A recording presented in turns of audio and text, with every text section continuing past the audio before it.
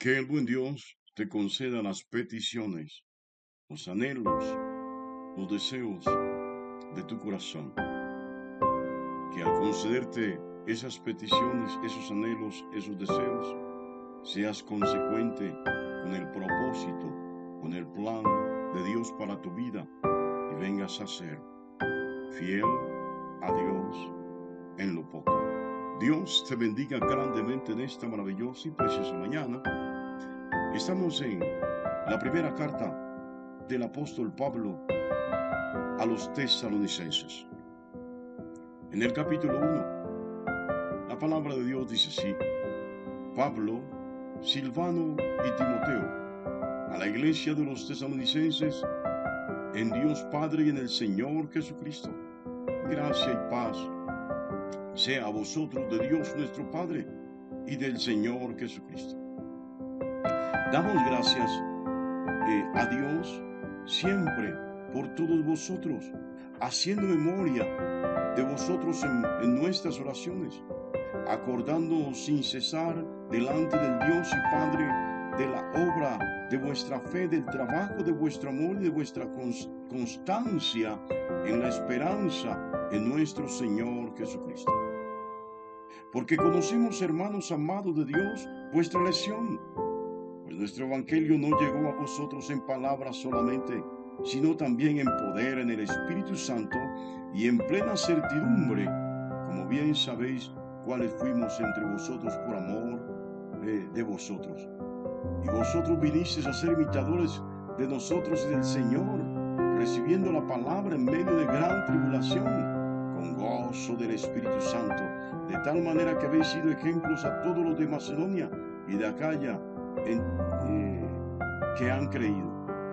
Porque partiendo de vosotros ha sido divulgada la palabra del Señor, no solo en Macedonia y Acaya, sino que también en todo lugar vuestra fe en Dios se ha extendido, de modo que nosotros no tenemos necesidad de hablar nada, porque ellos mismos cuentan de nosotros la manera en que nos recibisteis y cómo os convertisteis de los ídolos a Dios para servir al Dios vivo y verdadero y esperar de los cielos a su Hijo, el cual resucitó de los muertos, a Jesús, quien nos libera, quien nos libra de la ira venidera. Que Dios bendiga su santa y preciosa palabra. Bueno, mis amados,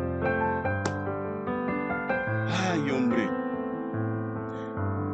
esta carta comienza con los saludos tradicionales de Pablo, incluyendo a Silas y a Timoteo. Sí, gracia es el favor inmerecido, y esa paz de Cristo es la paz que sobrepasa todo entendimiento, esa paz que en medio de la adversidad, en medio del dolor, aún de la tragedia, tenemos la seguridad, la certeza de que Dios está en control. Sí, óigalo bien. Bueno, hace algún tiempo hubo un terremoto que devastó, hizo mucho daño en gran parte de nuestro país. Y pude ver a hombres y mujeres clamando a Dios que no le clamaban nunca. Sí, pero yo estaba tranquilo. No tuve que clamar, no es sobradez espiritual. Ya había clamado antes del terremoto. Antes del temblor de tierra yo ya había clamado. Entonces podía estar seguro y confiado de que fuera lo que fuera para mi vida, todo estaba en manos de Dios. Óigalo bien. Y esto es en lo que consiste la paz de Cristo.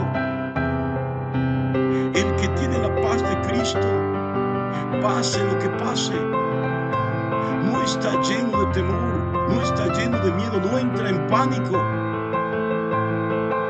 Sabe que el mundo, el universo entero, y sin duda alguna todo lo que pasa en nuestro planeta está sometido, sujeto a la voluntad de Dios. Y sea lo que sea, la voluntad de Dios se hará para nuestra vida.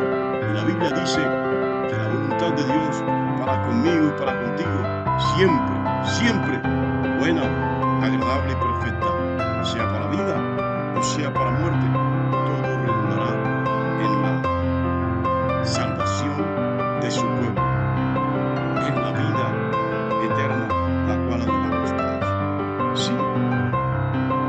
Y Pablo aquí dice que la gracia y la paz vienen de parte de Dios el Padre y del Señor Jesucristo. Pero más allá de cualquier cosa, Pablo se siente orgulloso, le va a dar con duro a la iglesia de Tesalónica, pero antes se siente orgulloso de esta iglesia. Porque hacia el año 50 aproximadamente, Pablo predicó el evangelio en esta iglesia. Y no fue fácil. Bueno, reenviamos la palabra, iglesia. Predicó el evangelio en Tesalónica. Y fue allí cuando comenzó la obra, cuando comenzó la iglesia del Señor en Tesalónica. Y Pablo predicó ese mensaje. Sí. En Tesalónica, en la casa, creo que fue de Jasón. Y se convirtieron muchos judíos al cristianismo, pero otros no se convirtieron. Y entonces fueron a intentar capturar a Pablo y a Silas para llevarlo ante el gobernador de la ciudad, indicando, óigalo bien, que Pablo estaba hablando de una sedición, que estaba armando una revolución, que estaba promoviendo un rey diferente a César, al emperador romano. Y claro, irrumpieron en la casa de Jasón y no encontraron a Pablo y a Silas. Entonces llevaron a Jasón y a los hermanos que estaban en esta casa delante del gobernador. Óigalo bien, con el fin de que los pusieran presos. Bueno, realmente los liberaron. Pero yo quiero que note aquí que esta palabra nos muestra no solamente la entrega y el don, la virtud de Dios operando en Pablo, sino también la apertura que hubo en el corazón de los hermanos de Tesalónica. Tesalónica, esta iglesia a la cual Pablo le escribe esta carta, fue la plataforma para predicar el evangelio a otros pueblos. Fue de donde se llevó el mensaje de salvación a otros, no solamente por Pablo, sino que los mismos hermanos de Tesalónica se hicieron misioneros, se levantaron como predicadores del evangelio. Sí, qué tremendo esto. Ellos recibieron la palabra y Pablo dice, no fue cualquier palabra, no fue de cualquier manera. Ustedes recibieron la palabra.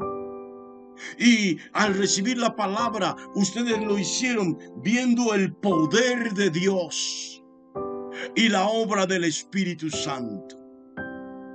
¿Sabe? Alguien quiso decirme que yo me había robado una oveja. ¿Y sabe qué le respondí yo? Alguien que dice amarme, pero que históricamente toda su vida, desde que nos conocemos en la fe, lo que ha tirado es dardos a mi vida. Bueno, especialmente a la vida de mi esposa. No superan su fracaso ministerial frente a la bendición de Dios en nuestro ministerio. Yo me gozo en el Señor como Pablo se goza en la iglesia, en el Señor por la iglesia de Tesalónica. ¿En qué consiste el poder de Dios y el poder del Espíritu Santo? Esta persona vino a mí, sí, yo conozco a tal fulana y se congrega con usted, pero ella antes era de otra iglesia. Yo le respondí, su esposo. ahora es un siervo de Dios. Como para resumirlo, óigalo bien, es que el poder de Dios y el poder del Espíritu Santo no consiste simplemente en hablar lenguas. Creo en el don de las lenguas. Yo mismo he recibido, tengo el don de las lenguas. Pero no todo el que habla lenguas tiene el Espíritu Santo. Hay lenguas que se hablan y son del demonio, son del diablo. Por eso hay tanto alboroto en muchas iglesias. Hoy el tema no es el don de las lenguas. Lo que quiero decirle es que en la obra del Espíritu Santo no consiste en caer y en levantarse, no consiste en un show dentro de un culto, no. Y esto es lo que Pablo marca. La diferencia de la iglesia tesalónica frente a otros que dicen ser, pero que no lo son. ¿En qué consiste el poder de Dios y en qué consiste la obra del Espíritu Santo? Es que cuando la palabra irrumpe, cuando la palabra toca la vida de alguien, cuando el Espíritu Santo viene sobre esa persona, su vida es totalmente transformada. Por eso Pablo le escribe a las iglesias: el que robe, el que robaba, no robe más. Así como para resumirle, cuando el Espíritu Santo toca tu vida, entonces ya no eres más alcohólico, ya no eres más drogadicto, ya no eres prostituta, ya no eres ladrón, ya no eres esto, ya no eres aquello. Ahora eres una nueva criatura. Y es lo que Pablo le está diciendo a la iglesia de Tesalónica. Ustedes realmente han sido transformados por el poder de la palabra y por la obra y poder del Espíritu Santo. Óigalo bien. El evangelio de Cristo a través de Pablo es un evangelio que transforma vida. No es el falso evangelio que se predica hoy, en absoluto. No es el evangelio de la prosperidad. No es la teología de la prosperidad. No es el evangelio que hay que dar para que Dios nos dé. No es el evangelio donde yo voy a abundar materialmente. No. El evangelio de Cristo es el evangelio donde el hombre se convierte en una nueva criatura, como Pablo le dice a la iglesia de Corintios, de modo que si alguno está en Cristo, nueva criatura es. Las cosas viejas pasaron y aquí todas, en absoluto, todas son hechas nuevas. Entonces, Pablo le dice a la iglesia de Colosas: yo me gozo. El evangelio entre ustedes no llevaba doctrinas confusas, cosas de difícil comprensión. El evangelio de Cristo fue presentado sencillamente. Dios les ama y ese amor se refleja en el sacrificio de Cristo, el cual fue al madero de la cruz, y yendo al madero de la cruz murió, resucitó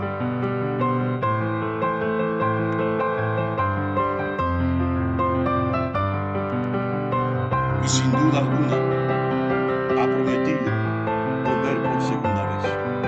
Sí, lo más maravilloso de esto es que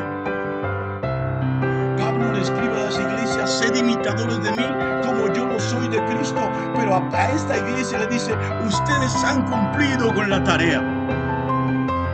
Ustedes han procurado imitarnos en todo. Tal como nosotros le hemos predicado el evangelio de nuestro Señor Jesucristo con el poder de la palabra y el poder del Espíritu Santo, ustedes también han hecho lo mismo. Óigalo bien. Y han soportado la persecución, han soportado la tribulación. Aquí surge una pregunta: ¿creerías en Jesús si predicando el evangelio fueras apedreado? ¿Creerías en Jesús si llevando su mensaje te pusieran preso? ¿Creerías en Jesús si llevando el mensaje de salvación, por decirlo así, a los actores armados de este país, legales o ilegales, terminaras con parte de tu cuerpo mutilado? ¿Seguirías creyendo?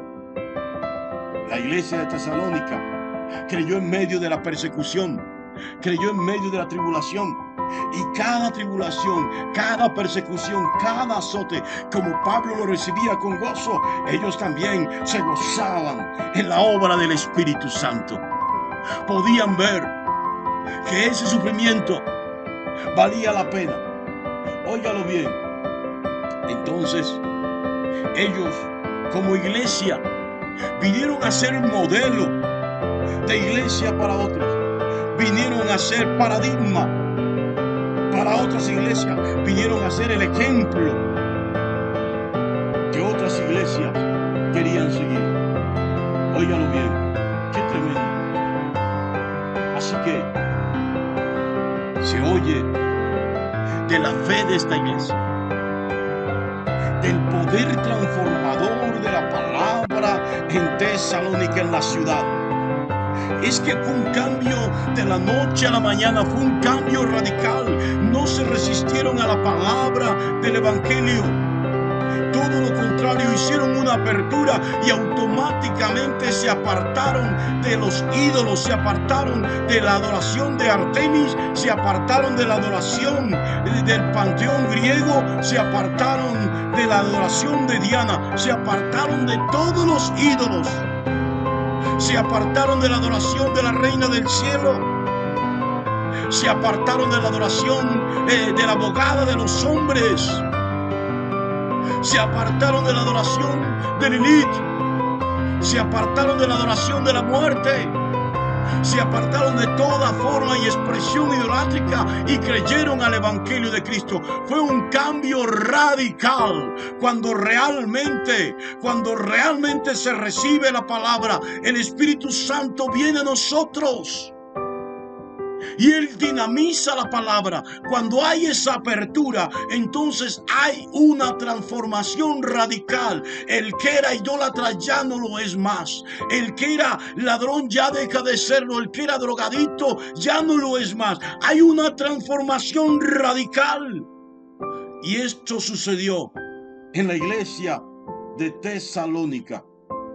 Esta iglesia se ha venido preparando. Según dice Pablo, esta iglesia se preparó para esperar a su Señor, para esperar a Jesús.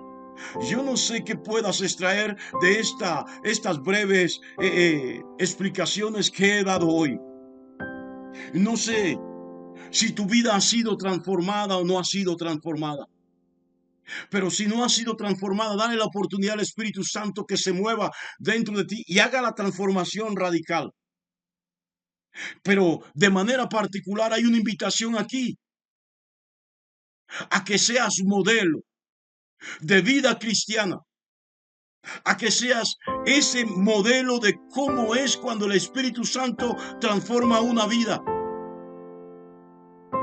a que seas esa imagen verdadera de la obra de Dios en medio de tu casa, en medio de tu comunidad, doquiera que andes. Tienes que ser ese modelo que los demás quieran imitar, y debe ser esa plataforma de donde el Espíritu Santo y Jesús permiten que otros lleguen a sus pies. Dios te bendiga grandemente en esta maravillosa y preciosa mañana.